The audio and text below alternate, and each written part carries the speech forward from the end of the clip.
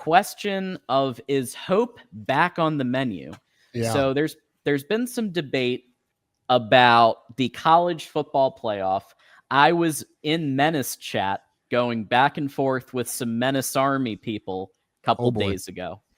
And they were saying, hey, even if you win out completely, maybe you don't get in. And I would strongly push that back, because even now, I mean, Michigan just faced the bye week, but Michigan has gone up to 18. So if Michigan wins out, TJ, is there any possibility that you envision, if Michigan beats Ohio State again, beats Northwestern, beats Maryland, that they would leave out Michigan?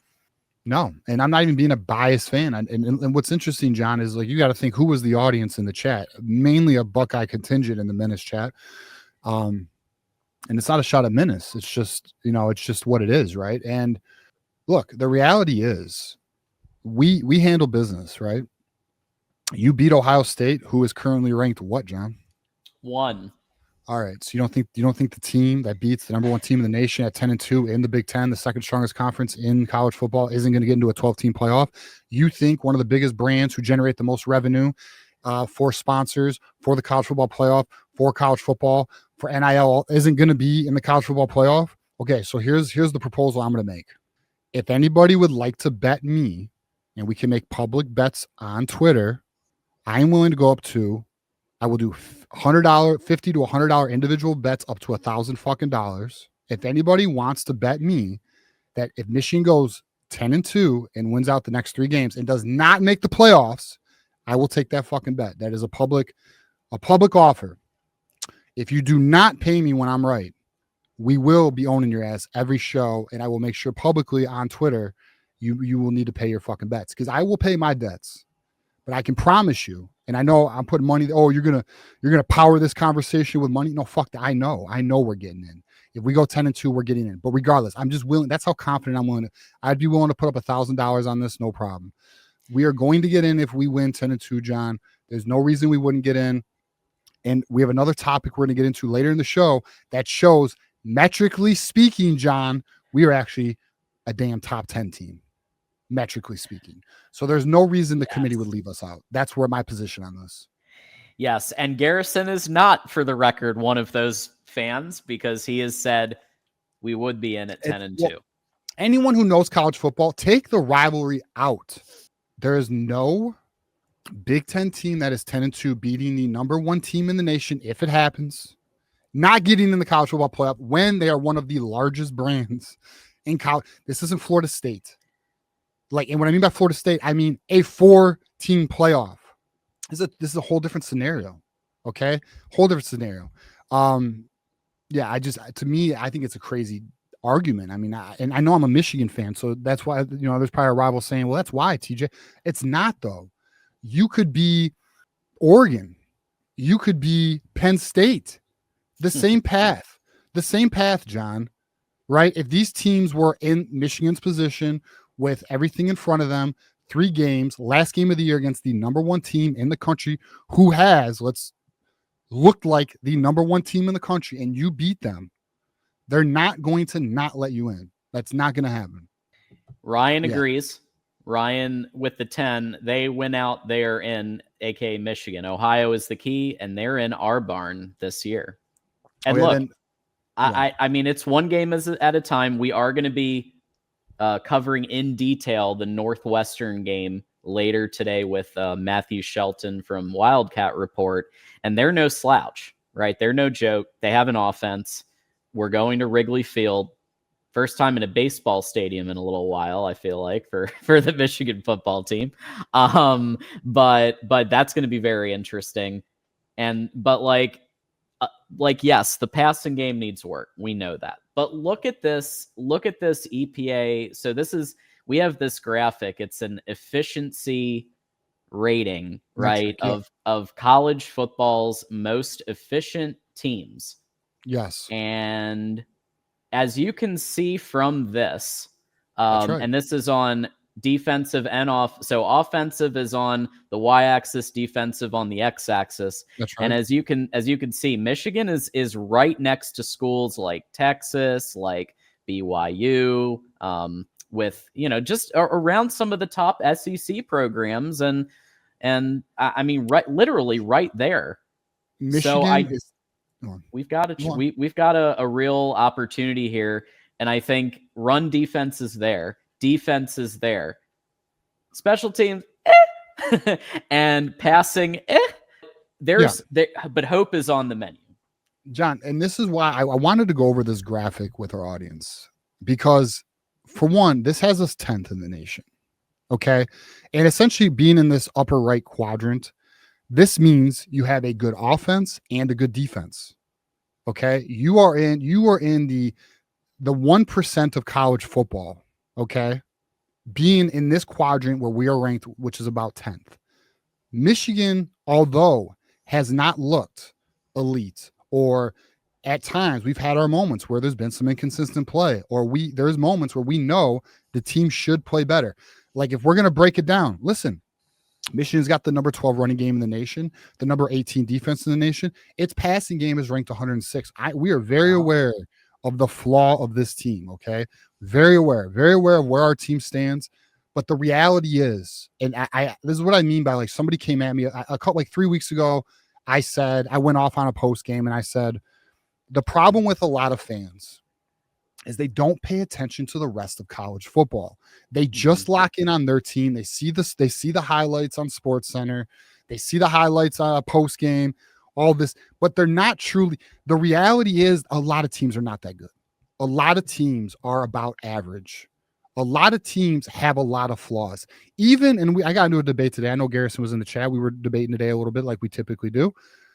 The debate was, how many elite teams are there really in college football this year? As an audience, think to yourself, how many are truly elite? Sure, Ohio State looks like the best team in the nation, but they will tell you we have a running issue. We may have an offensive line issue. You look at any of these top teams, whether it be Texas A&M, their defense, what they're ranked. You have all these teams have a flaw or flaws. None of them are, and the word I used in my debate earlier is juggernauts. There does not appear to be a juggernaut this year. Now we'll see how Ohio State does in the playoffs. Last playoff, they were a juggernaut. We'll give them their flowers. They played well. We gave you guys motivation. You're welcome. The point being, John, is Michigan's not in as bad a position as a lot of people want to say. We have everything in front of us. We have 3 games to go. It's up to the boys to respond and execute. That's simple. And we can. Does the passing game improve? We just come out of a bye week, John. Are we hitting on the areas that have been issues? Let's hope so. I cannot stand here. I cannot sit here and say, oh, boys, we're going to come out of this bye week. We're going to kill it. The passing game is about to be top 50. I can't even do that. All I can simply present is what Michigan needs to do. And just like you guys, we're going to find out Saturday if they come to that field and they can do it. That's just where we are. So I think a lot of us would agree, Northwestern, we should win that game, John. Maryland game, I think we feel good about it. We're not taking any of them lightly. They're respectable opponents, right? On the road, whatever. Then we got Ohio State. And when that game comes, we'll focus more on that game. But right now, it's one game at a time. Michigan is in the playoffs right now. We are in the playoffs right now. We are playing for our lives. We are playing for our program's destiny, right? So I just wanted to share. Now, again, people will now, and listen, and let me give a counter argument here, John. Let me give because I love doing that. I love challenging my own positions, John. Sure. I'm really about that. Someone might argue, well, the reason why you're even in that right quadrant is because you had Justice Haynes. Justice Haynes led your offense. Justice Haynes was your offense. Jordan Marshall has stepped in. Is he as elite as Heisman potential candidate, if healthy, Justice Haynes? No, he's not, but he's damn good. Damn good running back. He's damn good. One of the best running back, probably a top 10 running back in the country.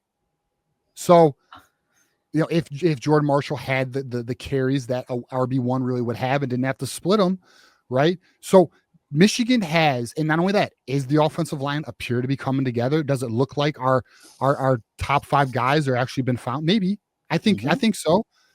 Mm-hmm. The defense does appear to be getting better. I think we would all agree that it's doing what it did last year. It's trending up. So we'll see, man. Yeah. I mean, I think Michigan if anyone's out on the season, in my opinion, too early. And I also think you need to just take a breath. Everything's in front of us, John. The team is actually playing pretty good. It's actually playing pretty now we have our flaws, but it's actually playing pretty good. Top 10 in college football right now, metrically speaking. So, like you said, there's a lot of parity in college football right now. A lot of that's due to NIL, the transfer portal, and some of these aspects where before you had 3-4 teams that were these uber elite teams, and then everyone else, your Alabamas, your Clemsons, your Georgias, teams like that. Ohio State was usually in that mix, right? However, this year, the only team that I would argue has consistently looked elite is Ohio State. Even Indiana, the number 2 team in the nation, had a dogfight against Penn State to the point where it took a last 40 seconds of the game heroics to win that game for Indiana. So against fraudulent Penn State. It's true. But I mean, it was on the road. It was a road game. I mean, I think the gritty win. But I mean, listen, I'm not going to hold it against anybody who wants, because everyone knows. And I got some shit like, oh, you talk about Kurt Signetti too much. I like Kurt Signetti. Mm-hmm. But I think Indiana's a damn good team. But I mean, it's fair. It's if people want to use that. But I mean, I would just my argument would be it was on the road. They gutted out the victory. But fair. All right, whatever. I'll let it be, John. I'll let it stand. It's up to Indiana to defend itself. If it wins out, then they do their job. If they don't, 100%.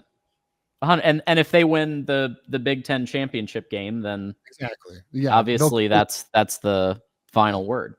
Yeah. So my point is, there's a lot of parity in college football, and because of that, Michigan has every possibility to be high in the rankings, assuming continued wins. Now, how to get there is the question. Well, Sharon Moore talked about it on Inside Michigan Football, where he was they are actually admitting that they're aware of some of the issues. They're admitting that the footwork for Bryce Underwood was an issue that he needs to work on. They were also saying they know that the passing game needs work. He said that Jamar Browder, he is planning to play Jamar Browder more in the 3 games coming up. So apparently that is a plan to get him more play. Sometimes what Sharon says doesn't come true. So I do have to give a big asterisk there.